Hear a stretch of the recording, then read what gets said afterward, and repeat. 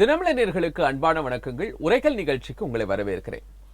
ஈரோடு கிழக்கு இரண்டாவது முறையாக அந்த தொகுதியில இடைத்தேர்தலை சந்திக்கிறது. காங்கிரஸ் கட்சியுடைய EVKS இளங்கோவன் மறைவை அடுத்து பிப்ரவரியில இடைத்தேர்தலை சந்திக்கிறது. காங்கிரஸ் உடைய இடம், காங்கிரஸ் ஏற்கனவே போட்டியிட்ட இடம், இந்த முறை திராவிட முன்னேற்ற கழகத்திலிருந்து வேட்பாளர் நிறுத்தப்பட்டிருக்கிறார் அப்படிங்கிற ஒரு பிரதான கேள்வியோடு தொடர்ந்து எதிர்கட்சிகள், பிரதான எதிர்கட்சியா இருக்கக்கூடிய அண்ணா திராவிட முன்னேற்ற கழகம், பாரதிய ஜனதா போன்ற கட்சிகள், தேமுதிக போன்ற கட்சிகள் இந்த தேர்தலை புறக்கணித்திருக்கின்றன. ஏன் தேர்தலை புறக்கணிக்க வேண்டும்? தேர்தலை சந்திக்க வேண்டியது என்ன? திராவிட முன்னேற்ற கழகத்திற்கான எதிர்ப்பு வாக்குகள் நமக்கு கிடைக்குமே அப்படிங்கிற எந்த கணக்கீடும் இல்லாமல் புறக்கணித்திருக்கிறாங்க. இந்த எண்ணத்தோடு தான் நம்முடைய இன்றைய விவாதத்தை கட்டமைக்கிறோம். ஈரோடு புறக்கணிப்பு, கட்சிகளின் அவநம்பிக்கை அரசு மீதா அல்லது ஆணையம் மீதா?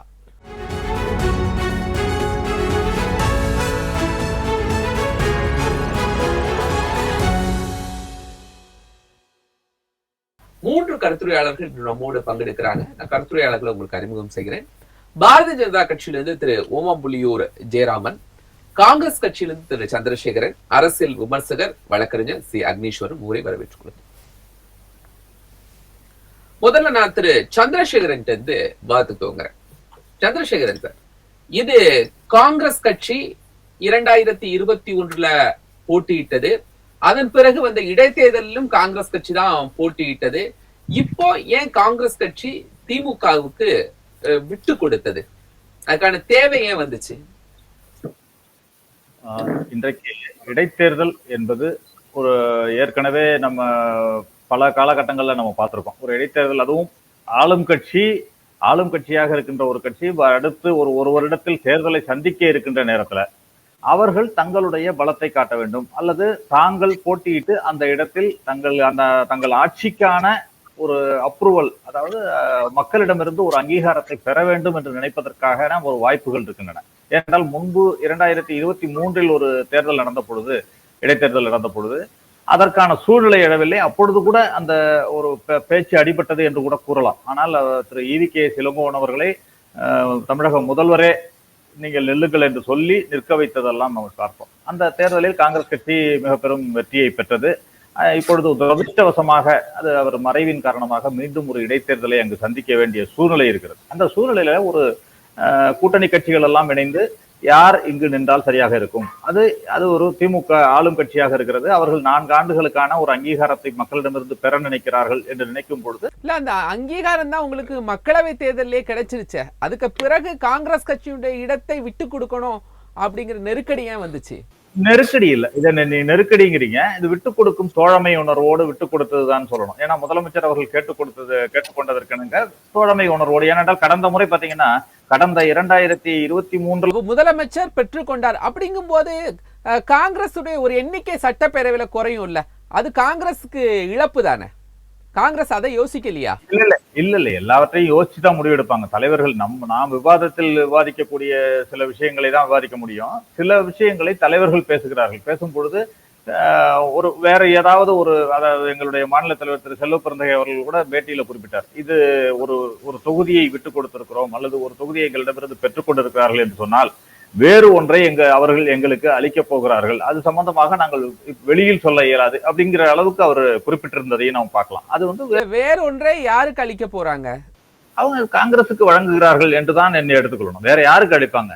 நாங்க விட்டு கொடுத்துருக்கோம் இல்ல, அந்த பேச்சுவார்த்தை எல்லாம் முடிஞ்சிருச்சா? வேற ஏதாவது கொடுக்க போறாங்கிறது அடுத்தது வரக்கூடிய 2026 சட்டப்பேரவை தேர்தல் தான். இதுக்கிடையில எதுவுமே புதிதாக விஷயம் இல்லையே. வாரியங்கள் நியமிக்கப்படக்கூடியது இல்ல, இடையில மக்களவை இல்ல ராஜ்யசபா தேர்தல் இருக்கிறது, வாரியங்கள் இருக்கிறது, அதெல்லாம் எல்லாம் இடையில மாநகராட்சி தேர்தலும் இல்ல. இடையில, அதாவது 2025க்கும் 26க்கும் இடையில எந்த மாநகராட்சி தேர்தல்களும் இல்ல. இதுல என்ன பெற காங்கிரஸுக்கு பெனிஃபிட் கிடைக்க போகுது? அதுதான் சொல்ல முடியாதுன்ற லெவலுக்கு அவர் மாநில தலைவர் சொல்லி இருக்கிறப்ப அதை நான் விவாதிக்க முடியாதுங்கிறது தான். இன்னொன்று, நீங்க இதுல அரசியல் கட்சிகளுக்கு இடையில, கூட்டணிக்கு இடையில விட்டு கொடுக்கும் போக்கு என்பது எல்லா இடத்துலயும் நடக்கிறது தான். நீங்க கடந்த 2023 இடைத்தேர்தலை சந்தித்த போது ஏற்கனவே காங்கிரஸ் நிறைய விட்டு கொடுத்துட்டு சார். எம்எல்ஏக்கு சீட்டே குறைவாதானே கொடுத்தாங்க, இப்ப இன்னும் குறையுது அப்படிங்கிறது தான். இல்ல அதற்கான காரணத்தை சொல்லிடுறேன், அதுக்கப்புறம் நீங்க கேள்வியை கேளுங்க. அதாவது 2023 ஒரு இடைத்தேர்தல் நடந்த போது கூட 2021 அந்த தொகுதியில அதிமுக கூட்டணியில டிஎம்சி, அதாவது தமிழ் மாநில காங்கிரஸ் தான் போட்டியிடுச்சு, அந்த தொகுதியில போட்டியிடுச்சு. அதை குறிப்பிட விரும்புறேன். ஆனால் 2023 சட்டமன்ற இடைத்தேர்தல் வரும்பொழுது அங்க வந்து டிஎம்சி இல்ல, அங்க ஆக்சுவலா ஏடிஎம்கே தான் போட்டி போட்டுச்சு அந்த தொகுதியை வந்து. ஆனாலும் கூட்டணி பிரிந்து நின்றார்கள். ஆனாலும் எல்லாரும் ஒன்றாதான் அன்றைக்கு பாஜகவும் ஆதரித்து நின்ற நிலையெல்லாம் பார்த்தோம். ஆதரித்தாலும் அங்கு டிஎம்சிக்கு விட்டுக் கொடுக்கல அவங்க. ஆனால் ஏடிஎம்கே அந்த தொகுதியை எடுத்துக்கொண்டது. ஏனென்றால் தாங்கள் நேரடியாக போட்டியிட வேண்டும் என்பதற்காக. இன்றைக்கு அவர்கள் விட்டுக் கொடு அது மாதிரிதான் நிலைமை இன்றைக்கு ஏற்பட்டிருக்கிறது. காங்கிரஸ் கட்சி விட்டுக் கொடுக்கும் போக்கில் அவர்களுக்கு விட்டு தந்திருக்கிறார்கள் என்பதைத்தான் பார்க்கணும். இதுல கூட்டணி இன்னும் வலுவாக இருக்கிறது என்பதைத்தான் பார்க்கணும். நீங்க பல கூட்டணி வலுவா இருந்து என்ன, எதிரில யாருமே இல்லையே. கூட்டணி வலுவாக இருந்து என்ன சார்? எதிரில யார் நிக்கிறாங்க? அதிமுக புறக்கணித்து விட்டது, பாஜக புறக்கணித்து விட்டது, தேமுதிக புறக்கணித்து விட்டாங்க. அப்போ எல்லாரும் சேர்ந்து நாம் தமிழர் கட்சியினுடைய வேட்பாளர் கூட போட்டி போட போறீங்க. இன்றைக்கு நாங்கள் யாருடன் போட்டி போட போகிறோம் என்பது எங்களுக்கு கிடையாது. நாங்க முதல்ல களத்துல நின்னுட்டோம். நீங்க தான் பின்வாங்கி ஓடுவ. காங்கிரஸ் களத்துல இல்ல, திமுக களத்துக்கு வந்துட்டாங்க. இப்போ நீங்க எல்லாம் கூட்டணியில இருக்கிறீங்க. இந்தியா கூட்டணியாக போட்டியிடுகிறோம், ஒரு தேர்தலை சந்திக்கும் பொழுது முதலில் அறிவித்ததாகிவிட்டது. அதற்கு பிறகு பின்வாங்கியது அதிமுகவும் பாஜகவும் தானே தவிர திமுக கூட்டணி எங்க பின்வாங்கினுச்சு? அவங்க முன்னாடியே யார் போட்டியிடுவார்கள் என்பது, எதிராக யார் போட்டியிடுவார்கள் என்பதையே தாங்கள் நினைக்கவில்லை.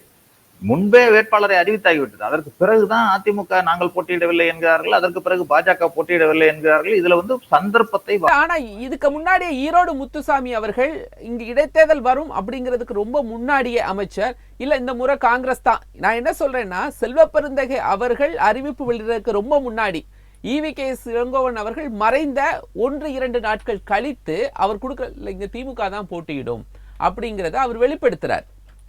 அப்ப திமுக தான் முதல்ல முதலமைச்சர் கேட்கறதுக்கு முன்னாடியே ஒரு அழுத்தம் போயிருக்கு. இல்ல நீங்க சொல்றது தவிர, அதாவது திமுக போட்டியிட வேண்டும் என்ற அமைச்சர் சொன்னதை சொல்லிதான் உங்கள்கிட்ட சொல்றேன். நானும் அதைத்தான் சொல்றேன். நீங்க சொல்லும் வார்த்தையில வேறுபாடு இருக்கு.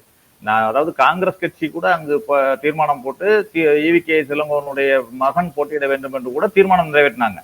அதற்கு பிறகு திமுக அங்கு போட்டியிட வேண்டும் என்று நாங்கள் விரும்புகிறோம்னு ஒரு விருப்பத்தை அந்த அமைச்சர் அங்க உள்ளவர்கள் எல்லா கட்சியுமே விரும்புகிறோம் அப்படின்னு, அதாவது காங்கிரஸ் எழுத்துப்பூர்வமாக நாங்கள் விட்டு கொடுக்கிறோம் சொன்னாங்க. திமுக விரும்புகிறோம்னு எழுத்துப்பூர்வமா காங்கிரஸ் கேட்டாங்களா? இல்லங்க, இது எழுத்துப்பூர்வமா இல்லைங்க. நீங்க நான் ஆனா இல்ல, காங்கிரஸ் எழுத்துப்பூர்வமா கொடுக்கறாங்க. அந்த இடத்துலதான் நான் உங்கள்கிட்ட கேட்கிறேன். இல்ல இதை கேட்டது பொருள்ல தான் விட்டு கொடுக்குறோம்னு இவங்க சொல்றாங்க. எழுத்துப்பூர்வமாக நடந்தது, எழுத்துப்பூர்வமாக ஏனென்றால் நாங்கள் டிக்ளேர் பண்ணியாகணும். அதை வந்து எங்கள் கட்சிக்கு நாங்கள் வந்து ஒரு அபிஷியலா டிக்ளேர் பண்ணாதான் நாங்கள் விட்டு கொடுக்குறோம் சொன்னாதான் அவங்க போட்டியிட முடியும். அதனால அந்த நடைமுறை நடந்தது, ப்ராசஸ். அது வந்து ப்ராசஸ். இது எழுத்துப்பூர்வமா அவர்கள் கேட்டார்கள், எழுத்துப்பூர்வமாக நாங்கள் கொடுத்தோமா என்பதெல்லாம் அல்ல. இதுல வந்து ஒரு ப்ராசஸ். ஏனென்றால் ஏற்கனவே நாங்கள் போட்டியிட்ட தொகுதி, அதை நாங்கள் விட்டுக் கொடுக்கிறோம், அவர்கள் கேட்டதின் பேரில் நாங்கள் விட்டுக் கொடுக்கிறோம் என்பது அறிக்கை வாயிலாக வெளியிட்டால் தான் தெளிவுபடுத்த முடியும். எங்களுடைய கட்சி தொண்டர்களுக்கும் அவர்களுடைய மற்ற இந்தியா கூட்டணியின் கட்சிகளுக்கும் விளக்கம் தெரிவிப்பதற்காக அந்த அறிக்கை வெளியிடப்பட்டதே தவிர இதுல எழுத்துப்பூர்வமாக இது பண்ணதா, ஒப்பந்தம் சைன் பண்ணப்பட்டதான் எல்லாம் கேள்வி இல்லை. சரி, திரு ஓமம்புலியூர் ஜெயராமன், திமுகவை எதிர்க்கக்கூடிய ஒரு சூழல், அதிமுகவுக்கு நாங்கள் தான் எதிர்கட்சி அப்படின்னு சொல்லக்கூடிய நேரம், இந்த மாதிரி நேரத்துல பாஜக ஏன் புறக்கணிச்சாங்க? முதலில் தினமலர் நேயர்கள் அனைவருக்கும் இயற்கையை வழிபட்டு சூரிய பகவானுக்கு நன்றி தெரிவித்து, மாடுகளை வழிபட்டு மாடுகளுக்கும் நன்றி தெரிவிக்கும் அனைத்து பெருமக்களுக்கும், உலகெங்கும் வாழும் அனைத்து பண்பாடு கலாச்சாரத்தை பாதுகாக்கும் அனைவருக்கும் என் உள்ளம் கனிந்த பொங்கல் நல்வாழ்த்துக்கள். இப்போ உங்கள் கேள்விக்கு முன்னாடி அண்ணனுக்கு ஒரு கவுண்டர் கொஸ்டின் கேட்டுறேன், அடுத்த ரவுண்டில் அதை கேளுங்க. தமிழ்நாட்டில் மட்டும் இல்லை, காங்கிரஸ் கட்சியோட சீட்டை வாங்கிக்கிறது சமாஜ்வாடி கட்சி. இப்போ 10 பை எலெக்ஷன், 10 எம்எல்ஏ சீட்டுக்கு உத்தரப்பிரதேசத்தில் பை எலெக்ஷன் நடந்தது. அதில் 7 இடம் இவங்கள்ட்ட கேட்காமையே அறிவித்து அந்த மாதிரி குழப்பங்கள்லாம் நடந்து நாடு முழுவதும் காங்கிரஸ் கட்சி தேய்ந்து கொண்டிருக்கின்றது என்பதற்கு மற்றொரு உதாரணம்தான். உள்ளங்கை புண்ணுக்கு எதுக்கு கண்ணாடி அப்படின்னு கேட்குற விதமாக காங்கிரஸ் கட்சி எந்த அளவுக்கு மக்களின் நம்பிக்கை எழுந்து கொண்டிருக்கிறது. இங்க சூழ்நிலை இல்ல. அப்புறம் ஏன் திமுக சீட்டை கொடுத்தாங்க? இது நம்பர் 1. நம்பர் 2, ஆளுங்கட்சி தான் எல்லா இடத்துலையும் ஜெயிக்கும் அப்படின்னு சொல்கிறதே ஒரு மாயை. தமிழ்நாட்டில் மட்டும்தான் மாடை பட்டியில் அடைக்கிற மாதிரி ஆடை பட்டியில் அடிக்கிற மாதிரி நீங்கள் இதில் பார்த்துருப்பீங்க ஈரோடு பை எலெக்ஷனில். அதை போன்ற தமிழ்நாட்டில் மட்டும்தான் ஜனநாயகம் செத்து கொண்டிருக்கின்றது. ஐசியூக்கு போகிற சுச்சுவேஷன் அது நீங்கள் மக்களவை நான் சொல்கிறேன், அதோட சேர்த்து நான் சொல்கிறேன் என்னன்னா, தமிழ்நாட்டில் மட்டும்தான் சுயேட்சை எம்எல்ஏ ஜெயிக்க முடியாது. அப்பாவுக்கு அடுத்தது வேறு யாரும் இது வரைக்கும் எனக்கு தெரிஞ்சு சுயேட்சை எம்எல்ஏ ஜெயிச்ச மாதிரி தெரில. 96க்கு அப்புறம் கடந்த 25 ஆண்டுகளாக யாரும் ஜெயிச்சதா சரித்திரம் கிடையாது. 1989க்கு அப்புறம் அதுவும் ஜெயலலிதா அம்மா இருந்தபோது மருங்காபுரியும் மதுரை மேற்குலையும் மட்டும்தான் எதிர்க்கட்சி ஜெயிக்க முடிஞ்சது. கிட்டத்தட்ட 30 ஆண்டுகளாக 27 ஆண்டுகளுக்கு மேலாக தமிழகத்தில் எதிர்க்கட்சிகள் ஜெயிக்கவே முடியாது. வாய்ப்பில்லாத அளவுக்கு இங்கே ஜனநாயகம் நகர்ல எல்லாம் வந்தாங்களா சார்? விதிவிலக்கு வந்து விதியை ஆயிட முடியாது, அது எக்ஸப்ஷனல் கேஸ். அது என்ன மாதிரிங்கிறது நான் I don't want to get into that. அதனால நம்ம வந்து ஒரு பாஜக போட்டி இல்லைன்னு சொல்லிருங்க. அது ஒண்ணு. நான் எதுக்காக சொல்ல வரேன்னா, இப்படி ஒரு ஜனநாயகத்தை குழி தோண்டி புதைத்து கொண்டிருக்கும் இந்த திராவிட முன்னேற்ற கழக ஆட்சியில அவங்க வந்து யார் யாரெல்லாம் கைது செய்யணுமோ அவங்களெல்லாம் விட்டுருவாங்க. அண்ணா நகர்ல ஒரு சிறுமிக்கு பாலியல் துன்புறுத்தல் கொடுத்த போது 8 வயது குழந்தை பேசலாம்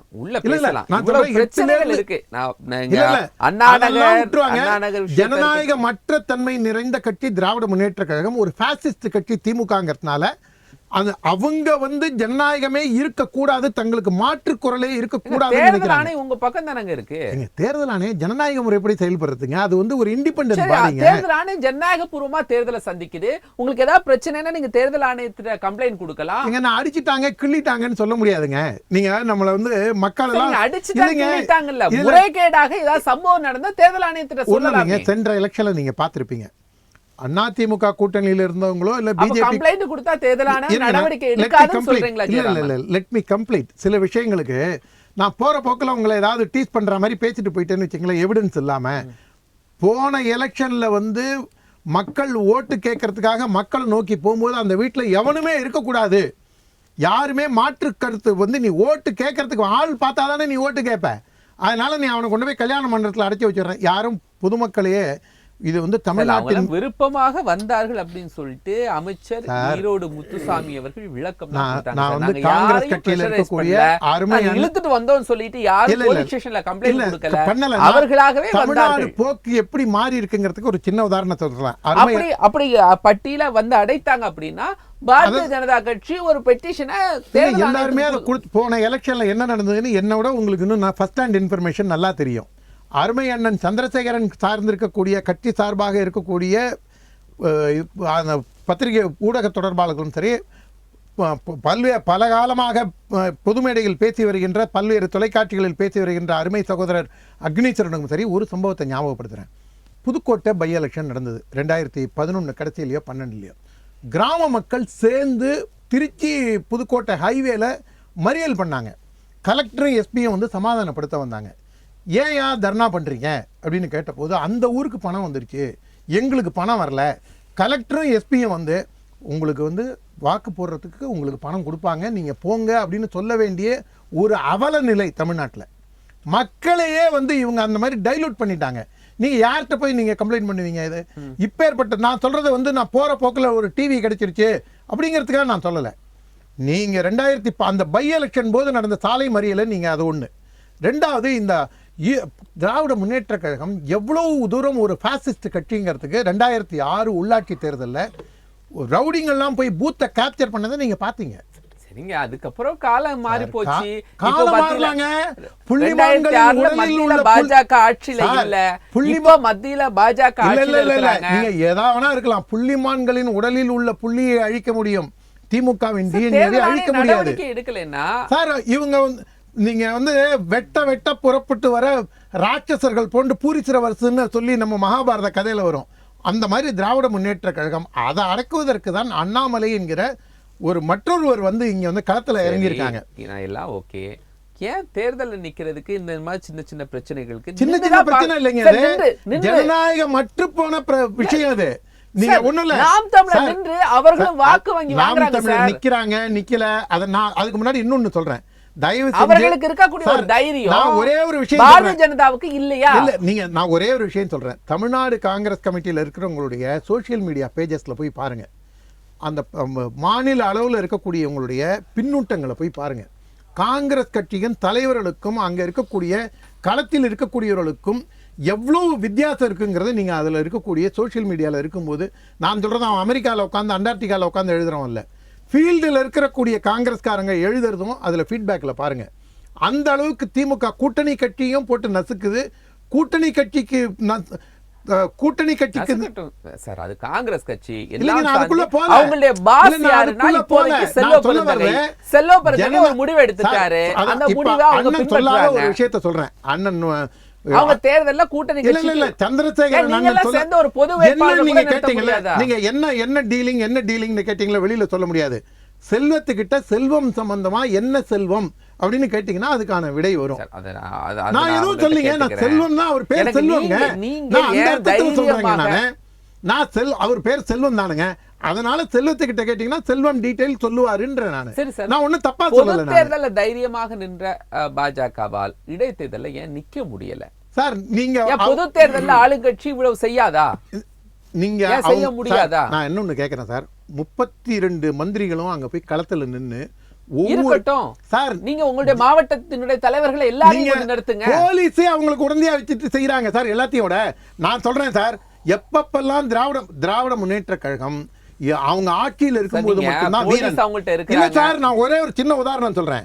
2007 செப்டம்பர்ல கமலாலயத்தை பூந்து அடிச்ச போது ஜாயின்ட் கமிஷனர் எங்க ஆபீஸ் வாசல்ல நின்று பாதுகாப்பு கொடுத்தார் திமுக காரங்களுக்கு. அந்த அளவுக்கு அவங்க துரைராஜன் ஜாயின்ட் கமிஷனர். நீங்க இப்போ எளிதாக திமுக வெற்றி பெறதுக்கு அனுமதிக்கிறீங்க சார். சார் நீங்க சொல்றது வேற ஒரு ஆங்கிள், அது விவாதத்திற்குரியது.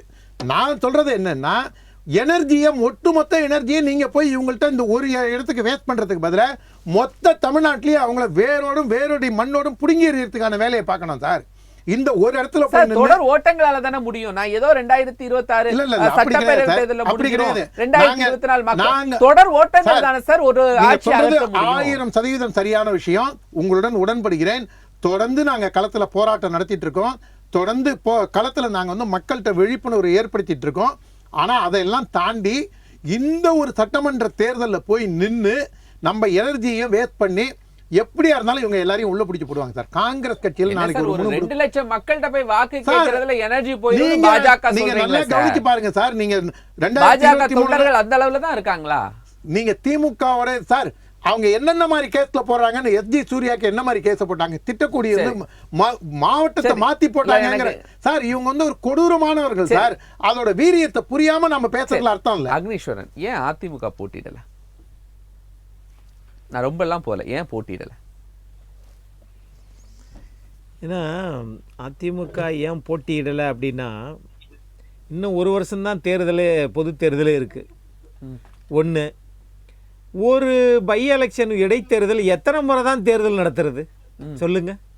அங்க உள்ள வாக்காளர்களே சலிச்சிருக்க மாட்டாங்களா? சரி, 2 சந்தோஷமா தான் இருக்காங்க. அதைத்தான் சொல்றேன், தேர்தல சந்தோஷமா தான் அவங்க பாக்குறாங்க. ஆமா ஆமா ஆமா 471 நாள் கழிச்சு ஒரு அமைச்சர் வெளியே வந்திருக்கிறாரு. அவரும் சந்தோஷமா தான் இருக்கிறாரு. ஆகா, வெளியில வந்துட்டோமே, நம்மளுடைய தேவைகள் திமுகவுக்கு தேவை அப்படின்றத உணர்ந்துதான் அவரு வேலை செய்யறாரு. இப்ப நான் கேட்பது, ஒரு கட்சி தமிழ்நாட்டில் நான் தினமலர் உரைகள் வாயிலாக நாம் தமிழர் கட்சியுமே இதை புறக்கணிக்க வேண்டும் என்பதை என்னுடைய வேண்டுகோளும் கூட. ஏன்னா அவங்க ஏன் சார் திமுக வலுவான கட்சி கட்டமைப்பு இருக்குது, அவங்க போட்டிடுறாங்க, அவங்க தலைமை ஸ்ட்ராங்கா இருக்கு, நீங்க அவங்களுக்கு வேண்டுகோள் வைக்கிறீங்க. அது கரெக்ட். இங்க அதத்தான் சொல்றேன். நீங்க கூட்டணி பலமா இருக்குது, ரைட்டா? அந்த காரைக்குடி செட்டிநாடு பக்கம் பாத்தீங்கன்னா பெரிய பெரிய வீடுகளா இருக்கும். பெரிய வீடு, இந்த பக்கம் நுழைஞ்சு பின்னாடி பக்கம் வெளியேறலாம். அத்தனை அறைகள் இருந்தாலும் வெளியில பூட்டியிருக்கும். அது மாதிரி திமுக பெருங்கூட்டணி தான். அதனால நாட்டு மக்களுக்கு என்ன பயன், என்ன நன்மை என்று கேட்டால், எல்லா வரியும் உயர்த்த தெரிஞ்ச திமுகவினால இப்ப என்ன இந்த ஈரோடு இதுல மட்டும் இது பண்ணா என்ன எல்லா வரியும் குறைச்சிருவாங்களா? 150% சொத்து வரி என்ன 100 குறையும்? இன்னும் சொல்லவா, அந்த வரியை கூட்டிய பிறகு நீங்க சொல்லக்கூடிய எல்லா சம்பவங்களும் நடந்த பிறகு மக்கள் அவங்களுக்கு வாக்களிக்க மாட்டாங்கன்னு சொல்றீங்களா? மக்கள் வாக்களிப்பாங்க. ஏன் தெரியுமா? அங்க செழிப்பா இருக்காங்க சார். அதிமுக வேட்பாளர் நின்னா இவ்வளவு கோபத்தையும் இவ்வளவு கஷ்டத்தையும் அதிமுகவினுடைய பிரதான எதிர்க்கட்சி சொல்லக்கூடிய அதிமுகவுக்கு வாக்களிக்க போறாங்க சார். அந்த வாய்ப்பை, ஜனநாயக வாய்ப்பை அதிமுகவினுடைய இன்றைய பொதுச் செயலாளர் கொடுக்க தவறிட்டாரு நான் சொல்றேன். ரைட், ஓகே, அது உங்களுடைய பார்வை. நான் இப்ப கேக்குறேன், மக்களுடைய பார்வை. நாங்க யாருக்கு ஓட்டு போடணும்னு மக்கள் கேக்குறாங்க. திமுக மேல அதிருப்தியில இருக்கிறவங்க நாட்டுல ஓட்டு போடுறதுதான் பெரிய ஒரு புனித தளத்துக்குள்ள போறது மாதிரி நம்ம நினைச்சுக்கிட்டு இன்னும் 1000 ஆண்டுகள் இதே பொய்ய பேசிட்டு இருக்கிறோம். ஆமா சார், திருமங்கலம் ஃபார்முலா இதே தமிழ்நாட்டு மண்ணுல தான் நடந்துச்சு. புதுக்கோட்டை புதுக்கோட்டைக்கு வரேன். நீங்க சொன்ன புதுக்கோட்டை நல்லா தான் இருக்குது. ஜெயராமன் சார் சொன்னாரு, அது உண்மைதான். ஆனா அதே புதுக்கோட்டையில 2012 முதுபெரும் தலைவர் கருணாநிதி அவர்கள் ஏன் 2012 இடைத்தேர்தலில் திமுக நிக்கல? சரி, ஒரு தடவை நிக்கல, இடைத்தேர்தல் ஒரு தடவை நிக்கல. 2013 கூட்டுறவு சங்க தேர்தல்ல 2013 ஏன் நிக்கல? திமுக நிக்கல, புறக்கணிச்சிச்சு. அதை யாராவது ஏன் முதுபெரும் தலைவர் 60 ஆண்டு காலம் தமிழ்நாட்டு அரசியலில் பல பிரதமர்களை உருவாக்கிய கலைஞர் அவர்கள் ஏன் நிக்கலன்னு யாராவது கேட்டீங்களா? இங்க நின்றால் அதான் சொல்லுவாங்க, இந்த ஊர்ல இந்த கோயிலுக்கு ஒரு ஆடை வெட்ட இழுத்துட்டு போவாங்க. அப்படி கூட்டிட்டு போகும்போது வெட்ட போற ஆட்டுக்கு காலையில நல்லா மஞ்சள் தண்ணி ஊத்தி, நான் ஒண்ணு சொல்ல, 2011 ஒருவேளை ஜெயலலிதா அவருடைய ஆட்சி சிறப்பாக இருந்துச்சு, நம்ம எதற்கு தேர்தலில் நிற்க வேண்டும், தோல்வி அடைய வேண்டும் அப்படின்னு அவர் நின்றுக்க மாட்டாங்க. திமுக புறக்கணித்திருக்கோம். இன்னைக்குதான் திமுக மேல அதிருப்தி பட்டியல்கள் சென்று கொண்டிருக்கு. பிரதான எதிர்கட்சிகள் எதிர்க்கிறாங்க, ஆளுநர் எதிர்க்கிறாரு, எல்லாரும் எதிர்க்கிறாங்க. இந்த நேரம் அதிமுகவுக்கு சாதகமான நேரம். நீங்க அன்னைக்கு உள்ள புதுக்கோட்டையும் இன்னைக்கு உள்ள ஈரோடு கிழக்கும் ஆளுங்கட்சிக்கு எதிரான சூழல் இருக்க நேரம். நீங்க ஒரு இடைத்தேர்தலை வச்சு ஒட்டுமொத்தமா பொது தேர்தலில் திமுக வந்துரும்னு சொல்லிடாதீங்க, அது தப்பு. அந்த பார்வை தமிழ்நாட்டுக்கு எடுபடாது. ஏன்னா இங்க தேர்தல்ல நீங்க திரு சந்திரகுமார் அவர்களை நிக்க வைக்கிறீங்கன்னா அவர் தேமுதிகவில் வந்திருக்கிறார். அங்க இருக்கக்கூடிய அமைச்சர் யாரு? அவர் அதிமுகவில இருந்து போனவர். இதுக்கு எல்லா செல்வாக்கு பெற்ற அமைச்சர் அந்த கண்காணிக்கிறவர் யாரு? திரு செந்தில் பாலாஜி அவர்கள் அதிமுகவில இருந்து போனாரு. அப்ப அங்க யாருமே திமுக காரங்க இடைத்தேர்தல நிக்கல சார். ஒண்ணு. ரெண்டாவது விஷயம், திமுகவுல இன்னொரு மாட்டு கட்சியிலிருந்து கொண்டு வந்த ஆளுகளை வச்சுதான் அவங்க தன்னை தம்பட்டம் அடிச்சுக்கிறாங்க. இன்னொரு விஷயம், நீங்க எப்போ பார்த்தாலும் அடிக்கடி ஒண்ணு சொல்லிக்கிட்டே இருந்தீங்களே. இப்ப நம்மளுடைய காங்கிரஸ் பேரிய இயக்கத்தினுடைய செய்தி தொடர்பாளர் திரு சந்திரசேகரன் சார் சொன்னாரு, ஆமா நாங்க தோழமை விட்டு கொடுத்தோம். ஏப்பா நீங்க விட்டு கொடுத்தா தோழமை, அதிமுக பாஜக கூட்டணி இல்லைனாலும் கள்ள கூட்டணி, இல்ல வெளியேறிட்டோம் அப்படின்னாலும் அது அடிமை கூட்டணி. இப்ப காங்கிரஸ் திமுக என்ன கூட்டணி? அவங்க நேரடியா தோழமையில தான் சார். அதேதான் இங்கேயும். உங்க கட்சிக்குள்ள 2 முறை சட்டமன்ற உறுப்பினர் கொடுத்து அவர்கள் எதிர்பாராத விதமாக இறந்ததற்கு பிறகு இல்லை ஏன் என்ன நீங்க ராசி பலன் எல்லாம் பாக்குறீங்களா? திமுக ஏன் அவருடைய பையனுக்கு கொடுக்க வேண்டியதானே?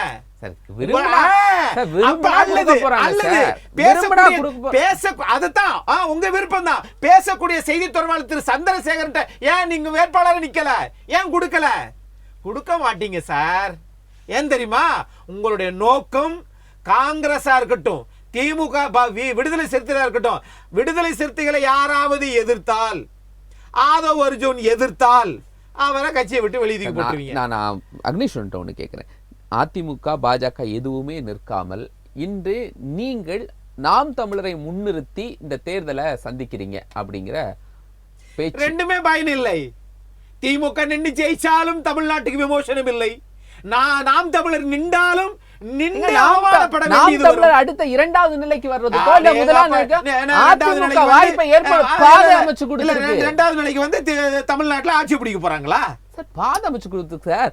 தேர்தலுக்கு முந்தைய இதுங்கிறது 2026 பிரதானமாக பேசப்படும். சதவீதம் வாக்குகள் பெற்று அப்படி கிடையாது. நீங்க அங்கதான் தப்பா புரிஞ்சுக்கிறீங்க. தமிழ்நாட்டு அரசியல் இன்றைக்கு திமுகவினால் வெறும் வார்த்தை சாடலாகவே இருக்கிறது. அதைத்தான் திராவிட மாடல்னு போய் பேசிட்டு இருக்காங்க. ஆபத்துக்கு உதவாத பிள்ளை இருந்து என்ன பிரயோஜனம்? ஆனா போட்டியே திமுக வெர்சஸ் நாம் தமிழர்னு மாத்தி இல்ல, களத்தை மாத்தி ரெண்டுமே கொடுத்துருக்கீங்க. அது இடைத்தேர்தலே கிடையாது. இடைத்தேர்தல் இன்னும் ஒரு வருஷத்துல நான் கேக்குறேன், நீங்க சட்டமன்ற உறுப்பினராகி ஆட்சி மாற்றம் வரப்போதா, அல்லது இந்த ஆட்சி நீட்டிக்க போகுது வராது நீங்க சார். நினைக்கிறீங்களா? ஆனா அது தேர்தல் முக்கியமானது இல்ல. சட்டப்பேரவை முக்கியம்தான். தேர்தலுக்கு முன்பு வரக்கூடிய அதை விட பிரதானமான தேர்தலா அதை பார்க்கணும். விட மக்கள், அரசியல் கட்சிகள் ஜனநாயகத்தின் மீது நம்பிக்கை முக்கியம். அந்த நம்பிக்கை வேறெடுத்து போயிருக்கிறது திமுகவினுடைய செயல்களினால். ஆமா, அந்த வாக்குகள் நான் நாம் தமிழருக்கு போகும்னு சொல்றேன். அதத்தான் சொல்றேன். அது போய் ஆட்சி வர போறாங்களா? வர வேண்டாம். ஆனா அப்புறம் அந்த வாக்குகளை கொடுக்கிறதுக்கு தேவையில்லை. ஜனநாயக ஒரு இடத்தை நாம் தமிழர் அமைச்சு கொடுத்திருக்கு, அதிமுக அமைச்சு கொடுக்கல. அதத்தான் சொல்றேன். அமைச்சு கொடுக்கல? 2019 இருந்து திமுக தன்னை மார்தட்டி கொண்டு நாங்கள் தேர்தலில் வெற்றி பெறுகிறோம், எங்கள் கூட்டணி பலமான கூட்டணி. தமிழ்நாட்டு மக்களுக்கு அதனால் என்ன பயன்? ஒரு பயனும் இல்லை. வெறும் வார்த்தை சாடல். அது திராவிட பயப்படுறாரா எடப்பாடி பழனிசாமி? பயப்படுறாரா? அடுத்தது நம்ம தோல்வி பழனிசாமி. இது என்ன ஒரு தோல்வியும் கிடையாது. அப்படின்னா 10 வருஷம் ஆட்சி இது எதிர்கட்சியாவே இல்லையே. என்ன காரணம்? இப்பயாவது அண்ணா பல்கலைக்கழகத்துல யார் அந்த சார்ன்றதை சொல்லிட்டு 17ஆம் தேதி சந்திரமோகன் அவர்கள் நீங்க பிரச்சாரத்துல அதை முன் வைப்பீங்களா? யார் அந்த சாருன்னு சொல்லுங்க அப்படின்னு ஈரோடு கிழக்குல சொல்லுவீங்களா? நீ சொல்றதுனால அந்த பிரச்சாரத்தை மக்கள்கிட்ட கொண்டு போறதுக்கு அந்த தேர்தல் களத்தை நீங்க பயன்படுத்தி இருக்கணும். எதிர்கட்சிகளுக்கு தெரிந்தால் எங்களிடம் சொல்லுங்கள் என்று தமிழ்நாட்டு முதலமைச்சர் சொல்லுகிறார். மக்கள்கிட்ட நீங்க கொண்டு போறதுக்கு கிடைத்த ஒரு பெரும் வாய்ப்பு இந்த இடைத்தேர்தல். அதை நீங்க தவற விட்டுட்டீங்க. அதற்கு செந்தில் பாலாஜி கேடயமாக அதை பார்த்துக் கொள்வார். நாம் தமிழருக்கு உதாரணம் கேட்டீங்க இல்லைங்களா, அவங்க வந்து வலுவாரத்துக்கான வாய்ப்பு இருக்குன்னு. ஆர்கே நகர் சட்டமன்ற தேர்தலில் திமுக புறக்கணிச்சது. கம்யூனிஸ்ட் சார்பா மகேந்திரன் நின்னார், சி மகேந்திரன் கண்டெஸ்ட் பண்ணாங்க. அதுக்கப்புறம் அடுத்து வந்த தேர்தலில் அவங்க மக்கள் நல கூட்டணி திமுகன்னு தான் போக வேண்டியதாக இருந்தது. அதனால ஒரு பை எலெக்ஷனில் அவங்க வந்து வாங்கக்கூடிய 2000 ஓட்டு தான் மகேந்திரன் அங்கே இதாக நின்று தான் வாங்கியிருந்திருப்பாங்க. அந்த எலெக்ஷனில் 6000 ஓட்டோ 8000 ஓட்டோ வாங்கினாங்க. அதனால அங்க கம்யூனிஸ்ட் கட்சி வளர்ந்துருச்சா? உங்களுக்கு அது திமுக எதிர்ப்பா இருக்கு, தேர்தல் ஆணையம் சப்போர்ட் ஆயில, சூழ்நிலை உங்களுக்கு தேர்தல் ஆணையம் பக்கபலமா இருக்கும்போது சார் இது மூலமா நாட்டு மக்கள் ஒரே ஒரு விஷயம், உங்க வேட்பாளரா நாம் தமிழரை நீங்க நிறுத்துறீங்களா? அதை சொல்லுங்க. நான் எதுக்கு சார் நாம் தமிழரை பத்தி கவலைப்படுவானே? நான் மக்களை பத்தி கவலைப்படுறேன் சார். நான் ஈரோடு மக்களை பத்தி கவலைப்படுறேன். நான் திமுகவோட பாசிசத்தை பத்தி கவலைப்படுறேன். நீங்க யாரெல்லாம் எதிர்க்கிறீங்களோ அவங்க எல்லாம் நாம் தமிழர் எதிர்க்கிறாங்க. அதனால நீங்க உங்க கள வேட்பாளரா சார் இன்னைக்கு அவங்க எதிர்க்கிறாங்க, நேத்துக்கு என்ன பேசுனாங்க, நாளைக்கு என்ன பேசுறாங்கிறதெல்லாம் இருக்கு சார். அரசியல்ல வந்து இன்னைக்கு ஒரு வார்த்தையில இதாயிட போறது இல்ல. ஒரு வார்த்தையில ஒரு நாள்ல இருக்கக்கூடிய செயல்பாடுகள் முடிவு செய்யறது இல்ல. அதை தாண்டி நான் ஒண்ணு சொல்றது என்ன, நீங்க சொல்றது திமுகவோட பாசிசத்தை ரோட்ல போட்டு உடைச்சிருக்கலாமேங்கிறீங்க. அதை தாண்டி இந்த திமுகவோட பாசிசம் வந்து அங்கேயே நம்மளை கட்டி போட்டு நம்மளை செயல்பட விடாமல் தடுத்து, அண்ணன் சொன்ன மாதிரி இன்னும் ஒரு வருஷம் தானே, இந்த ஒரு வருஷத்தில் என்ன மாற்றம் வந்துட போகுது? அதனால நம்ம பொறுத்திருந்து இப்போ ரிவர்ஸில் போகிறோம். நம்ம அம்பு விடும்போது பின்னாடி இழுக்கிறோம். அது என்ன அப்படியே நம்ம விட்டறிஞ்சிடுறோமா என்ன, பின்னாடி விட்டறிஞ்சிடுறோமா என்ன? சந்திரசேகரன், தேர்தல் ஜனநாயக பூர்வமா நடக்காது, அதனால தான் நாங்கள் புறக்கணித்தோம் அப்படின்னு அதிமுக, பாஜக போன்ற கட்சிகள்லாம் சொல்றாங்க. அந்த அளவுக்கு ஒரு நெருக்கடியான சூழல்ல தான் தேர்தல் நடக்குமா? முதல்ல அவரு அண்ணன் ஜெயராம் அண்ணன் சொல்லிட்டு இருந்தாரு, தேர்தல் ஆணையம் ரொம்ப சுயேட்சையா நடக்குதுன்னு. இவங்க பாக்கெட்ல தான் இருக்கு தேர்தல் ஆணையமே. ஏன்னா அதற்கு பல உதாரணங்கள் சொல்ல முடியும். இப்ப சமீபத்துல சொல்லுங்க, உதாரணத்தை தமிழ்நாட்டுல சொல்லணும் சந்திரசேகரன் சார். இல்ல நான் எல்லா இடத்துலயும் சொல்றேன், தமிழ்நாட்டை விட்டு வெளில வேண்டாம், எனக்கு உதாரணம் தமிழ்நாட்டுக்குள்ள இருந்து சொல்லுங்க. இல்ல தேர்தல் ஆணையம்ன்றது இந்திய தேர்தல் ஆணையம் தான். இது வந்து தமிழ்நாடு தேர்தல் ஆணையம் நடத்துற தேர்தல் கிடையாது. அதுக்காக வேற ஊருக்கு போனீங்கன்னா இங்க ஃபார் எக்ஸாம்பிள்ஸ் தமிழ்நாட்டுக்குள்ள காட்டுங்க. இவங்க பாஜக எப்படி தேர்தல் ஆணையத்தை பயன்படுத்துறாங்கன்றத ஒரு நிமிஷம் சொல்றேன் கேளுங்க. அதாவது இப்ப ஹரியானா, மகாராஷ்டிரா தேர்தலில் எவ்வளவு தில்லுமுள்ளுகள் நடந்தது, அதை கொண்டு சென்ற போது என்ன நடவடிக்கை எடுத்தார்கள் என்பது ஒரு கேள்வி. இன்னொன்று, சண்டிகர் மேயர் தேர்தலை இவங்க எப்படி நடத்தினாங்க? அது வந்து இத்தனைக்கும் லட்சக்கணக்கான ஓட்டு கிடையாது, 10-20 ஓட்டுகள் உள்ள தேர்தலையே கேமராவை பார்த்துக்கிட்டே திருத்துறாரு அவர். எங்களுக்கு தலைவர் இருக்காரு, நீங்க இன்னும் எதுவும் செய்ய முடியாது, நான் திருத்தி அதை ஓட்டை மாற்றி நான் தேர்தலை மாற்றுவேன்னு அந்த தேர்தல் அதிகாரி திருத்தினதை பார்த்தோம் தைரியமா. அப்படி இருந்துச்சு. இது மாதிரி அவர் அமைச்சர்கள் எல்லாம் போய் முகாமிட்டு பிரச்சாரம் பண்ணுவாங்க இடைத்தேர்தல்னு சொன்னாரு. ஒரு ஹைதராபாத் மாநகராட்சி தேர்தலுக்கு பிரச்சாரத்துக்கு உள்துறை அமைச்சர் அமித்ஷா வந்ததை பார்த்தோம். டெல்லி மாநகராட்சி தேர்தல்ல அத்தனை மத்திய பட்டி ஃபார்முலாக்குள்ள வாங்க சார், பட்டி ஃபார்முலாக்குள்ள வாங்கல. நீங்க கொஞ்சம் கடந்த ஈரோடு கிழக்கு தேர்தல்ல 2 பேரும் பட்டி ஃபார்முலான்னு சொல்றாங்க, பொது தளங்கள்லயும் பேசுறாங்க. அதை கண்டுதான் நாங்க 5 தேர்தல்ல நிக்கல. இது இல்லங்க, இல்ல 2 விஷயங்க. நீங்க கூட கேள்வி கேட்டீங்க. அதாவது இடைத்தேர்தல் என்பது இன்னொன்று. நீங்க இடைத்தேர்தல்ல எப்பவுமே ஆளுங்கட்சி தான் ஜெயிக்கும்னு கூட சொன்னாங்க பேசுறப்ப. இடைத்தேர்தல் 2019ல தமிழ்நாட்டிலேயே 22 தொகுதிக்கு இடைத்தேர்தல் நடந்துச்சு. அதுல பெரும்பான்மையான தொகுதிகளை திமுக, எதிர்கட்சியாக இருந்த திமுக தான் வெற்றி பெற்றுச்சு.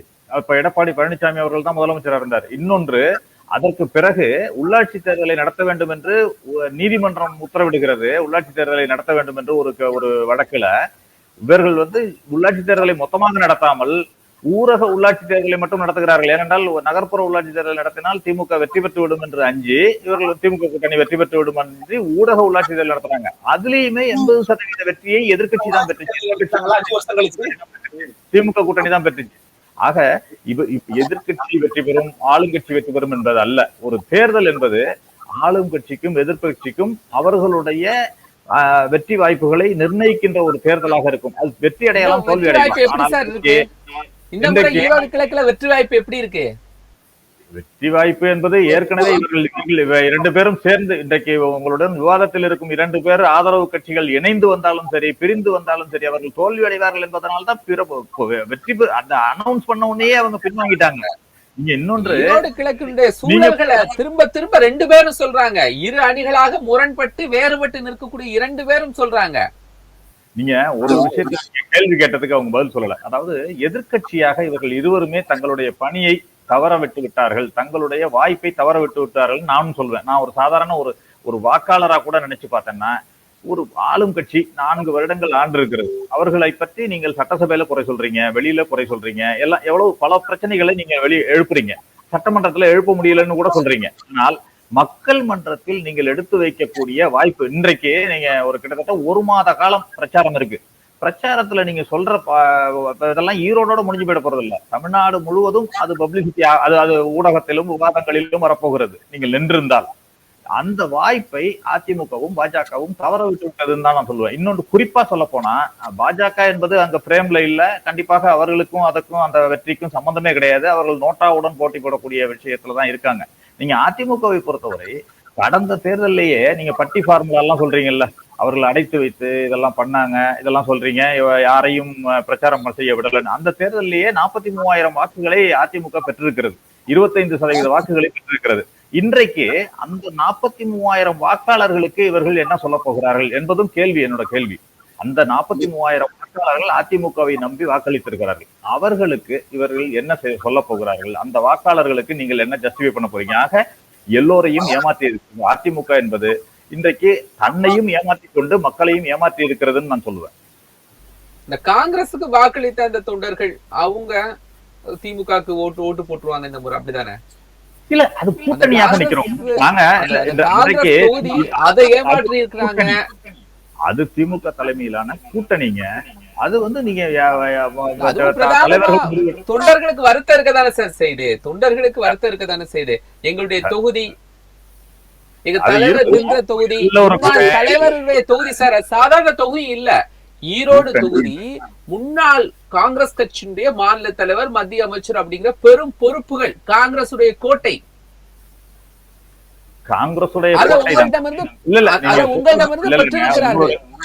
உங்களுடைய வருத்தத்தை நானும் பகிர்ந்து கொள்கிறேன், அது வேறு. அதாவது ஒரு கூட்டணி என்று வரும்பொழுது சாதாரணமா எடுத்துக்கிறதே காங்கிரஸ் கட்சி தன்னுடைய தொகுதி பறி போனதை கூட சாதாரணமா எடுத்துக்கிறாங்க. இல்ல, அதற்கான ஜஸ்டிபிகேஷன் மாநில ஒரு கட்சி தலைமை என்று சொல்லும் பொழுது எங்களுக்கு கூட எல்லாம் 234 தொகுதியிலும் போட்டி போட்டா எங்களுக்கு மகிழ்ச்சி தான். எல்லா கட்சியும் அது மாதிரிதான் நினைக்கும். ஒவ்வொரு கட்சியும் தோழமை கூட்டணி என்று இருக்கும் பொழுது 234 தொகுதியில் 200 தொகுதிகள் அவங்களுக்கு கிடைத்து போட்டி போட்டால் மகிழ்ச்சியாகத்தான் இருக்கும். ஆனால் கூட்டணி என்று வரும் பொழுது அதற்கு சில விட்டுக் கொடுத்தல்கள், சில கிவ் அண்ட் டேக் பாலிசின்னு சொல்லுவோம், அது இருந்தால்தான் அந்த தோழமை தொடரும். அதுதான் எங்களிடம் சரியான புரிதலோடு இந்த தோழமை தொடர்ந்து கொண்டிருக்கிறது. அதுதான் எதிரணிக்கு பயம் ஏற்பட்டிருக்கிறது. புறமுதுகிட்டு ஓடி இருக்கிறார்கள் 2 பேருமே. பாத்தீங்கன்னா எதிர்கட்சிகள் இல்லாமல் வெற்றி பெறக்கூடியது அப்படிங்கிறது பயமா சார்? பிரதான எதிர்கட்சி ஏன் நாங்களா போட்டி போட வேண்டாம்னு சொன்னோம்? நீங்க அனௌன்ஸ் பண்றதுக்கு முன்னாடியே போட்டி போடலன்னு ஓடுறப்ப நாங்க என்ன செய்ய முடியும்? அவர்கள் ஏன் போட்டி போடவில்லைன்னு கேட்கிறோம். இன்றைக்கு கூட போட்டி போடவில்லை, ஏன் போட்டி போடவில்லைன்னு கேட்கிறோம். களத்துல நம்ம ஓடி வரும்போது நம்மோட நிறைய பேர் ஓடி வந்து வெற்றி பெற்றால் தானே அது வெற்றி. இன்றைக்கு அதற்காக நாங்க அதிமுக சார்பாக நாங்க போட்டி போட முடியாதுல்ல, அதிமுக தானே போட்டி போடணும். அந்த டிசிஷன் அவர்கள் எடுக்க, அதைத்தான் நான் கேள்வி கேட்கிறேன். ஜனநாயகத்துல அவர்கள் அந்த 4 ஆண்டு காலத்தில் அவர்கள் சரியாக செயல்படவில்லை என்று திமுகவை குற்றம் சாட்டும் இவர்கள் அந்த ஆட்சி மீதான குற்றச்சாட்டுகளை மக்கள் மன்றத்தில் வைக்கக்கூடிய வாய்ப்பை தவற விட்டு விட்டார்கள் தான் நான் சொல்லுவேன். அது அவர்கள் அதிமுக தொண்டர்கள்ட்ட தான் சோர்வு ஏற்பட்டிருக்கிறது, பாஜக தொண்டர்கள்ட்ட தான் சோர்வு ஏற்பட்டிருக்கிறதே தவிர எங்கள் கூட்டணி தொண்டர்களிடம் எந்த சோர்வும் கிடையாது என்பதை தான் நான் இங்கே தெளிவுபடுத்த வருகிறேன். சரி, நன்றி. அதிமுக தொண்டர்களுக்கு சோர்வு வந்திருக்கா அக்னீஸ்வரன்? அதுல சோர்வுலாம் ஒண்ணுமே கிடையாது சார். இல்ல, அதெல்லாம் ஒரு சோர்வும் கிடையாது. பிரிஸ்கா இருக்காங்க. நீங்க ஏன் அப்படி கிடையாது, பிரிஸ்கா இருக்காங்கன்னு என்ன பண்ண போறாங்க 26 வரைக்கும்? அப்பப்ப தேர்தல்கள்ல நின்னாதானே தொண்டர்களுக்கு உற்சாகம் இருக்கும். நீங்க அப்படி சொல்லக்கூடாது. அப்படியா? நீங்க திருமகன் ஈவேரா அவர்கள் எத்தனாயிரம் வாக்கு சதவீதத்துல வெற்றி பெற்றாரு? 8000 வாக்கு சதவீதத்துல. அதிமுக அன்னைக்கு 2ஆம் இடத்துல இருந்தது. அதான் கேட்கிறேன், இந்த 43,000, அதாவது ஈவி.கே. இளங்கோவன் நின்று வெற்றி பெறும் போது 43,000 வாக்குகள் அதிமுக வந்துச்சு. அந்த 43,000 பேருடைய வாக்குகளுக்கு என்ன பதில் சொல்ல போறீங்க? அவங்க யாருக்கு போடணும்? ஒட்டுமொத்த தமிழ்நாட்டுல 8 கோடி மக்களுக்கும் நீங்க ஊராட்சி மன்ற தேர்தலை நீங்க நடத்தாம இருக்கிறீங்க. 5 வருஷத்துக்கு முன்னாடி திரு எடப்பாடி பழனிசாமி முதலமைச்சரா இருக்கும்போது நடந்துச்சு. 6வது வருஷமா தொடர்ந்துகிட்டு இருக்கிறீங்க. கேட்டா நாங்க உயர் நீதிமன்றத்துக்கு போய் தொகுதி இதெல்லாம் சரி பண்ணணும், மறுவரையறை செய்யறோம். ஏன் 5 வருஷமா செய்யலையோ? உங்களுடைய இந்த கபட நாடகம் மீண்டும் மீண்டும் வெட்டவெளிச்சமாகிட்டு இருக்கு. சரி, மறுவரையில வேற என்ன அஜெண்டா இருக்க போகுது? வேற என்ன அஜெண்டா சொல்லுங்க, வெளிப்படையா சொல்லுங்க. நம்ம ஆளுங்க இருக்கிற வரைக்கும் சம்பாரிச்சு போட்டும். நம்ம தான் சொத்து வரியை உயர்த்துறோம், எந்த வரியையாவது குறைச்சிருக்கா இந்த அரசாங்கம்? ஆக நீங்க நல்லவர்களை அவங்க ஜெயிச்சிட போறாங்க. எது தேர்தல் நடத்தினா யாரோ ஜெயிக்க போறாங்க, தேர்தல் இல்ல அது அரசு தானே அதிகாரி கட்டுப்பாட்டுல தானே இருக்கு. அதே இங்க கொண்டு வரீங்க, நீங்க நடத்துங்க. உங்க மாநிலத்துல தேர்தலை உங்க அதிகாரிய பத்திரப்பதிவு துறையில இருந்தவரை தானே நீங்க IAS தானே போட்டிருக்கீங்க. உங்களுக்கு வேண்டியவர் தானே. உங்களுக்கு வேண்டிய அதிகாரியை மாநில தேர்தல் ஆணையரா போட்டிருந்தோம் நீங்க நடத்த மாட்டேங்கிறீங்கன்னு சொன்னா அப்ப உங்கள் நோக்கம் என்ன? 10 வருஷம் நம்ம சம்பாதிக்கல, சரி இப்பதான் வந்திருக்கிறோம், திரும்பி நம்ம வருவோமா என்பது தெரியல.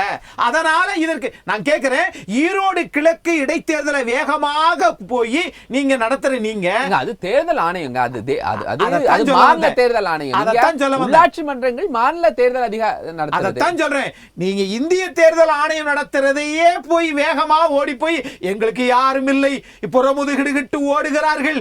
டெபாசிட் இழந்ததான மருது கணேச RK நகர்ல எதிர்க்கட்சி அந்தஸ்துல கூட இல்லாதது தானே திமுக. 40 நாடாளுமன்றத்தில் 1 கூட ஜெயிக்காது தானே திமுக. இன்னைக்கு மட்டும் என்ன ஜனநாயக போர்வையில குழி தோண்டி புதைக்கிற கட்சி தானே இன்னைக்கு திமுக. நீங்க என்னவா பேசிக்கிறீங்க? இதே அண்ணா பல்கலைக்கழகத்துல துணை முதலமைச்சர் அந்த அண்ணா பல்கலைக்கழக சிண்டிகேட் மெம்பரா இருக்கிறாரு. ஏன் அவர் இது வரைக்கும் ஏதாவது பேசுறது? 16 நாள் கழிச்சு தான் முதலமைச்சர் பேசுறாரு. களத்துல போய் பேசுங்க சார். களத்துல பேசுறேன்னா இப்ப பேசுறானா ஈரோடு மக்களுக்கு போகாதா? அதத்தான் சொல்ல வரேன். ஒட்டுமொத்த 8 கோடி மக்களுக்கும் அருமையான கேள்வி. திமுக ஆட்சியில் இருப்பதால் என்ன பிரயோஜனம்? இடைத்தேர்தல் இருந்ததால என்ன பிரயோஜனம்? சார், ஒரு சட்டமன்ற உறுப்பினர் ஒரு சட்டமன்ற உறுப்பினர் இந்தியாவுடைய பிரதமர் நரேந்திர மோடி ஆட்சி கவிழ்ந்துற போதா? ஸ்டாலின் தன்னுடைய ஆட்சியுடைய மதிப்பீடாட்டு இந்த தேர்தலை பார்க்கிறாரு. ஒரு மதிப்பீடும் இல்ல. இங்க மதிப்பீடு கொடுக்கலன்னு நிரூபிக்க இங்க மதிப்பீடு போடுவதற்கு ஒன்றும் இல்லை. எல்லாம் 100க்கு 0 தான். இதுதான் என்னுடைய மதிப்பீடு. ஏன் தெரியுமா? அங்க போறதுனால ஒண்ணு ஆக போறதில்ல. ஏப்பா நீ எதுக்கு ஆஸ்பத்திரிக்கு போற? எதுக்கு ஆஸ்பத்திரிக்கு போற கேட்டா நான் போய் சாக போறேன், ஐசியூல போய் படுக்க வச்சு என்ன கொண்டுவாங்க. அந்த மாதிரி தான் திமுக. நீங்கள் நல்லாட்சி நடத்துவதற்காக நீங்க சந்திரமோகன் நிறுத்தல. சரி, ஓம்புலியூர் ஜெயராமன் சார், நீங்க அதாவதுங்க அண்ணன் பேசும்போது கூட்டணி பலமா இருக்கு அப்படின்லாம் சொன்னாங்க. இந்திரா காந்தியும் கருணாநிதியும் ஃபார்முலா போட்டு புரட்சித் தலைவர் ஆட்சிய ஜனநாயகமற்ற தன்மை, இதுல திமுகவுக்கும் காங்கிரஸுக்கும் ஒரு நேச்சுரல் கூட்டணி பாருங்க. பழைய வரலாறுகள் இல்ல, 2 பேருமே ஜனநாயகமே இல்லாதவங்க. இந்திரா காந்தி பல்வேறு ஆட்சிகளை கலைச்சு சாதனை புரிஞ்சவங்க. கருணாநிதியும் சரி, அவர் மகன் ஸ்டாலினா இருந்தாலும் சரி, அவங்களுக்கும் ஜனநாயக தன்மை அற்று போனவங்க. 2 பேரும் கூட்டணி போட்டு சரி தேர்தல்ல மக்கள்கிட்ட களத்துல நிக்க தைரியம் இருக்கே இல்ல, அவங்கள்ட்ட. இல்ல, அதான் சொல்ல அந்த வரேன். தைரியம் தான் அதான் சார் சொல்ல பாஜக வரேன். இல்ல. எவ்வளவு வலுவான கூட்டணியா சார், அது நீங்க பேசிக்கா சொல்லுங்க. பார்க்கப்பட்டாலும் பாஜக ஏன் நிக்கல அது மட்டும் சொல்லுங்க. நான் உங்ககிட்ட வேற இல்ல, எதுவும் அதான் சொல்ல கேட்கல. வரேன், இருங்க. ரொம்ப சிம்பிளா உங்க சொல்லுங்க. கேள்விக்கான பதில தான் சொல்ல வரேன். எவ்வளவு வலுவான கூட்டணியாக இருந்தாலும் மக்கள் சக்தி கொண்டு நம்ம தூக்கி எறிந்து விட முடியும். அதுதான் நீங்க சார், நீங்க நின்னு பாருங்க சார். அதிமுக இருங்க, ஒண்ணு நான் ஒரே சொல்லு. ஒரு சின்ன வரலாறோட சொல்றேன். 2014ல அதிமுக, திமுக, பிஜேபின்னு 3 அணி இருந்தபோது காங்கிரஸ் நின்னுது. இப்ப அண்ணன் வந்து பிஜேபியை நோட்டாவோட போட்டி போடுற கட்சின்னு போற போக்குல சொன்னாங்க. அவர் சொன்னாரு. பாராளுமன்ற தேர்தலில் 12,000 ஓட்டு கூட எனக்கு தெரிஞ்ச காங்கிரஸ் கட்சியால ஒரு பாராளுமன்ற தொகுதியில் 12,000 ஓட்டு வாங்குறதுக்கே ததிகணத்தம் போட்டுது. அந்த அளவுக்கு இருக்கக்கூடிய காங்கிரஸ் கட்சி திமுகவோட தோள் மேல ஏறி சவாரி செய்யற காங்கிரஸ் கட்சி அவங்க நட்போட செய்யறாங்க சார். அது நீங்க ஏன் விமர்சனம் பண்ண போறீங்க? தோழமையோட யாருக்கு செய்யறாங்க. சார் நன்மை? நட்புனால நீட்டு விளக்கு வந்துருச்சா? காவேரியில வந்து இது பண்ண அணை கட்டுறதை தடுத்துட்டாங்களா? 1000 கோடி கட்டிருக்காங்க. சிவகுமார் துணை முதலமைச்சர் என்ன சொன்னாரு? ஒண்ணுமே பேச மாட்டாங்க இவங்க வந்து எப்படின்னா 10 வருஷம் கழிச்சு ஆட்சிக்கு வந்திருக்கிறோம், அப்பா நிம்மதியா இருப்போம், எங்களுக்கு யாருமே 30,000 கோடி நிதியமைச்சர் சொன்னாரு. 30,000 கோடி 2 பேரும் மாமனும் மச்சானுமா லூட் பண்ணாங்க. ஓகே. சார், அதுதான் விடை சார் இருக்கா? திமுக formula. அதுல ஒரு பாதிய ஈரோடு கிழக்கு பாதிய கொஞ்சமா பாதி கூட இல்லைங்க. சரி, நீங்க முடிவா சார், சொல்லுங்க. அவங்க 500 கோடி இல்ல, அவங்க நான் பட்ஜெட் வரலாறுகளுக்குள்ள வரல. சார் 500 அண்ணாமலை கோடி அவர்கள் என் சார், போட்டியில மக்களுக்கு- சுருக்கமா சொல்லிருங்க. சார், வரலாறுகள் அந்த வேண்டாம். நான் அந்த நிறைவு பணம் செஞ்சுறேன். வெள்ளமனம் பாயும் சார். அங்க எதேச்சதிகாரம் வெள்ளமனம் அங்க வந்து எதேச்சதிகாரம் இருக்கும், சர்வாதிகாரம் இருக்கும், போலீஸ் அதுக்கெல்லாம் பயப்படுறாங்க. சார் இல்ல சார். உங்களிடம் காவல்துறை அந்த இல்ல, ஒரு- பாஜகவிடம் காவல்துறை இல்ல, பாஜகவிடம் தேர்தல் ஆணையத்தை முறையிட முடியாது அப்படின்னு ஒத்துக்கிறீங்க. அதனால் நன்மை இல்லை, அதனால் தேர்தல் யாரும் நிற்கவில்லை. அந்த ஒரு இடத்துல போய் ஃபைட் பண்றதுக்கு நீங்க இப்ப இன்னொன்னு திரும்ப சொன்னீங்க. திரும்ப அதை சொல்லாதீங்க இப்ப சார். இல்ல Fight ஒரு பண்ண நிமிஷம் சார். capacity இல்லைன்னு முன்னாடி சொல்லாது. நீங்க சொல்ற ஃபார்முலாலாம் 25 வருஷம் ஒரு- 30 வருஷம் ஒரு முன்னாடி மாநிலத்துல ஒரு நிமிஷம் நான் தேர்தல் சொல்லிடுறேன். தான் எல்லா இடங்கள்ல சார், இருக்கு. விளக்கம் RSS மக்களுக்கு ஐயும் போய் சேரட்டும் ப்ளீஸ். கொஞ்சம் ஒரே ஒரு நிமிஷம் இருங்க. 25-30 வருஷம் முன்னாடி பிரிண்ட் மீடியா மட்டும் இருந்தபோது இடைத்தேர்தலில் பேசும்போது அது பேப்பர்ல வரும், அதனால அது ஒரு இஷ்யூ ஆகும். ஆனா அந்த சூழ்நிலை இப்படி இல்லை. நாம இங்க பேசுறது அடுத்த செகண்ட் வெளியில போயிடுது. அதனால நாம ஈரோடுல போய் நின்று பேசினாதான் திமுக எதிர்க்கிறதா அர்த்தம் கிடையாது. திமுகவை இளம் சிங்கம் அண்ணாமலை தினம் தினம் வெற்றி செஞ்சு கொண்டிருக்கின்றார். அதனால ஆமா சார். அதனால சார் வாக்குகளினுடைய அடிப்படையில மாத்த அங்க போய் வேண்டும் இல்லையா? போட்டி போட்டு எனர்ஜியை வேஸ்ட் பண்ணி அந்த அளவுக்கு எங்கள்கிட்ட பணம் கிடையாது சார். திமுக கொள்ளடிச்சு வச்சிருக்கிற அளவுக்கு நான் டோர் யாராலையுமே கேன்வஸ் முடியாது பண்ணலாம் சார். டோர் கேன்வஸ் பண்ணலாம் சார். நீங்க மகாராஷ்டிரால எப்படி சார், வெற்றி 1000 பெற்றீங்கன்னு பண்ணலாம் சொல்லும்போது, சார். ஆனா இந்தியாவுல இருக்கக்கூடிய சார், பல்வேறு 1000 செய்யலாம் சார். ABVP-யும் இதை விட RSS தாண்டி இன்னொன்னு தொண்டர்களும் பண்ணலாம் அங்க சார். இருந்தாங்க. அப்படின்னா தினசரி அங்க மறியல் பண்ணலாம். ஒரு சார், ஒரு தினசரி தொகுதிக்குள்ள தெருவுல ரோட் போய் மறியல் கேன்வஸ் பண்ண பண்ணலாம். முடியாதா சார்? ஒரு தொகுதிக்குள்ள ரோட் கேன்வஸ் பண்றதுக்கு சார், பாஜக அது மக்கள் முடியாதா? இருக்க மாட்டா சார். டோர் கேன்வாஸ் பண்ணவே ஆளு இல்ல சார். பட்டியல கம்ப்ளைண்ட் அடிக்கலாம் கொடுங்க சார். சார். கம்ப்ளைண்ட் கொடுங்க சார். சார், கம்ப்ளைண்ட் உங்களால சார், கொடுக்க முடியாதா யதார்த்தத்துக்கு சார்? வாங்க. என்னோட கம்ப்ளைண்ட் உங்களுக்கு நல்லா கொடுக்க தெரியும். முடியலனா நீங்க சென்ட்ரல்ல இருந்து போன இன்சிஸ்ட் பண்ண தேர்தல்ல முடியாதா சார்? போன தேர்தல்ல யதார்த்தத்துக்கு வாங்க. போன தேர்தல்ல கம்ப்ளைண்ட் கொடுத்தாங்க எல்லாத்தையும் யதார்த்தமா சார், பார்க்க முடியாது சார். சார், நீங்க- அதிகாரம் உங்கள்ட்ட இருக்கு சார். சார் அதிகாரம் நீங்க அதிமுக சொல்லக்கூடிய அதே பதில பாஜக சொல்லக்கூடாது. பயன்படுத்திட்டோம்னா உடனே பாஞ்சு வந்து இப்ப தேர்தல் கமிஷன் நேர்மையா நடக்குதுன்னு நீங்க சொல்றீங்க. ஏன் தேர்தல் கமிஷன்ல கம்ப்ளைண்ட் கொடுக்கலாம்னு கேட்கிறாரு. அண்ணன் உடனே என்ன சொல்றாங்க? எங்கேயோ ஒரு இடத்துல அதுவும் சரி செய்யப்பட்டதுக்கு அப்புறம் அதை தோண்டி எடுத்து குழிப்புள்ளையை தோண்டி ஒப்பாரி வைக்கிறாங்க. நாம அந்த மாதிரி இருக்கிற ஊர்ல தேர்தலை சார், நிறுத்த கூட முடியும் சார். சார் தேர்தலை நிறுத்த கூட முடியும். நீங்க அந்த வரலாறுகளையும் சொல்றதெல்லாம் தேர்தல் correct. ஆணையம் அது செய்திருக்கிறது. பல தமிழ்நாட்டிலே தேர்தல் ஆணையர்கள் நடந்திருக்கு. செய்திருக்கிறாங்க. தேர்தல் எல்லாம் நிறுத்த முடியும் நீங்க சொல்றது எல்லாமே கரெக்ட். நான் அதுல வந்து டிஃபர் ஆகவே இல்ல. ஒரு முறை நிறுத்தி காட்டினால் இல்ல சார், பாஜகவுடைய வெற்றி சரிங்க. விஞ்ஞானபூர்வமாக ஒரு முறை இந்த சார், இடைத்தேர்தல்ல நீங்க நெறிகளை தாண்டி போயிருக்குன்னு நீங்கள் தேர்தல் நிறுத்தி நடந்திருக்கு சார். காட்டியிருந்தீர்கள் தமிழ்நாட்டிலேயே என்றால் அது நடந்திருக்கு பாஜக சார். அண்ணாமலையோட வெற்றி. நெறிகளை அந்த தாண்டி வெற்றியை கூட போயிருக்குன்னு தமிழ்நாட்டிலேயே தேர்தலாம் நிறுத்தின சம்பவம் எல்லாம் இருக்கு. அதை ஏன் இப்ப காட்டல? ஏன் சார், இப்ப காட்ட பயப்படுறீங்க? திமுக அதிகாரத்தை கையில் வைத்துக் கொண்டு சரி. அடுத்தவர்களை நீங்க எதிர்த்து பிரிக்க மத்திய பார்க்கிறீர்கள் பாஜகல சார். இருந்துட்டு நான் ஒண்ணே ஒண்ணுதான் மத்திய சார். பாஜகல இந்த ஒரு இருந்துட்டு சார், திமுக அதிகாரத்தை வைத்திருக்கிறது எங்களுடைய நீங்க நோக்கம் சொல்றீங்க ஈரோடு- இல்லையா? எங்களுடைய நோக்கம் நீங்க இந்த ஈரோடு இடத்துல கிழக்கு இல்ல சார். எங்களுடைய நோக்கம் எதிர்க்கட்சியினுடைய ஈரோடு கிழக்கு எதிர்க்கட்சியினுடைய கிடையாது. தலைவர் எங்களுடைய சொல்றதுக்கும் நோக்கம் நீங்களுக்கும் நிறைய ஒட்டுமொத்த பேர் தமிழகம். எங்களுடைய நோக்கம் ஒட்டுமொத்த தமிழகம். வேரோடும் வேரடி மண்ணோடும் அதெல்லாம் பாசிச சக்தியான உழைக்காமல் திமுக எல்லா அப்புறப்படுத்தப்பட தேர்தலும் வேண்டும். போட்டியிடாமல் எப்படி சார் சாத்தியம்? சாத்தியம் தான் சார். இப்ப வார்த்தைகள் திமுக அலங்கரிச்சுட்டு எத்தனையோ எலெக்ஷன்ல போயிடலாம். போட்டி இல்ல. அதனால திமுக என்ன ரிட்டையர் ஆகி போயிட்டாங்களா? நன்றி நன்றி நன்றி. ஈரோடு புறக்கணிப்பு கட்சிகளின் அவநம்பிக்கை அரசு மீதா ஆணை மீதா சார்ந்த விவாதத்தில் 3 கருத்துரையாளர்கள் நம்மோடு பங்கெடுத்தாங்க. மூவரும் அருமையான பல கருத்துக்களை நம்மோடு பதிவு செய்திருக்காங்க. பாஜக திரு ஓமாம்புலியூர் ஜெயராமன், காங்கிரஸ் கட்சியின் திரு சந்திரசேகரன், அரசியல் விமர்சகர் வழக்கறிஞர் சி அக்னீஸ்வரன், மூவருக்கும் மனமார்ந்த நன்றிகள். நன்றி, வணக்கம். நேர்களை மற்றும் ஒரு நிகழ்ச்சி சந்திக்கலாம். நன்றி.